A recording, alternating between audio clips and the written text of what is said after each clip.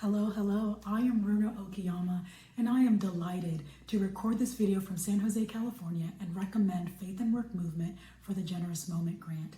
Why am I so excited to recommend this organization? Two reasons. The first is that it really stood up against racial injustice and provided an opportunity for solidarity for myself and so many others this year, right after the George Floyd murder.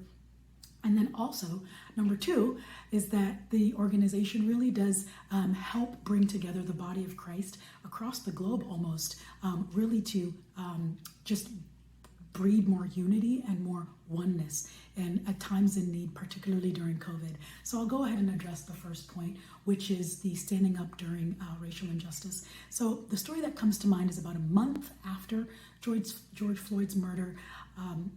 I wasn't really taking it too well personally. I had taken some time off from work and I was just processing it internally, and I spent a lot of time under my covers in the dark, crying and praying to the Lord, just asking him to just bring healing and clarity, because it was just such a tough time emotionally and in so many other ways.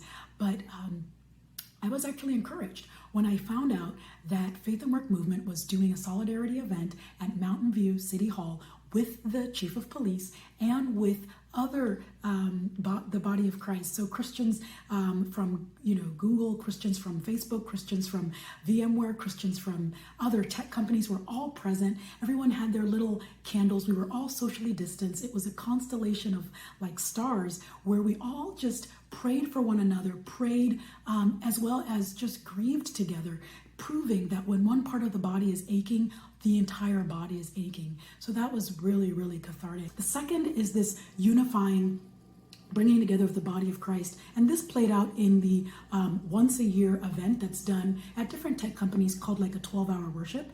This year it was supposed to be canceled because we couldn't meet in person.